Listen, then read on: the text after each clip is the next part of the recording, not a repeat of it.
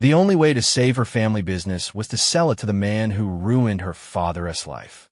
The fax machine whirred, spitting out the latest offer from Blackwood Industries. Sarah stared at the familiar, predatory logo, a knot tightening in her stomach. Ethan Blackwood. His name was a curse whispered in her family for decades. Her father, a proud, stubborn man, had lost everything to Blackwood's aggressive tactics, leaving Sarah with a legacy of debt and a factory teetering on the edge of collapse. The last payroll was due in 3 days. Her employees, generations of families who had worked for the Millers, looked to her with desperate hope. She pictured old Mr. Henderson, his hands gnarled from years on the assembly line, his eyes reflecting a lifetime of dedication. How could she tell him they were finished? The choice felt impossible. Surrender to the enemy, or watch everything her family built crumble to dust. She picked up the phone, her fingers trembling over the numbers for her attorney, ready to explore every other impossible option. This cannot be the end. It would not be. Sarah plunged into a frantic search for alternative solutions. She spent sleepless nights poring over financial statements, contacting every minor investor, every local bank, every business accelerator she could find. Each door slammed shut, politely or abruptly. The market simply is not there for legacy manufacturing, MS. Miller, was the common refrain. Blackwood's offer is your best bet. Her dwindling savings vanished into emergency repairs and operational costs. The bank threatened foreclosure. She started working double shifts on the factory floor herself, trying to understand every process, every inefficiency, but it was a losing battle against time and capital. Morale among the workers plummeted, their hushed conversations and worried glances a constant weight on her shoulders. One evening, she overheard a veteran employee, Martha, whispering about taking an early retirement package. Martha, who had taught Sarah how to use the ancient lathe when she was just a child. The thought of them all losing their livelihoods, their pensions, their futures because of her stubborn pride, became unbearable. She felt herself shrinking, her once unshakable resolve eroding with each passing day. The phone rang again.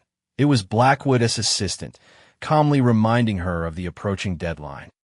The noose was tightening, and she was running out of air.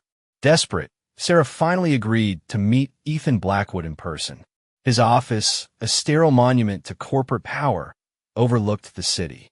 He sat across from her, a perfectly tailored suit, a disarmingly calm smile. He reiterated his offer, detailing the benefits for her employees, benefits that felt like gilded chains. As he spoke, he casually slid a faded, yellowed file across the table. "Your father's initial proposal," he said, before things went south. Sarah's heart pounded. She had not seen this document before. As she read, her blood ran cold. It was not Blackwood who had ruined her father. The proposal outlined a high-risk, speculative venture, a secret side deal her father had initiated, betting the entire company on an untested product line. Blackwood had merely been the fallout, the cleanup crew. The truth was a physical blow, leaving her breathless. Blackwood leaned forward, his voice a low purr. "A tragic misjudgment by your father, but an opportunity for us now. Sign, and we can bury this messy history." He offered a substantial personal severance, contingent on her silence about the file.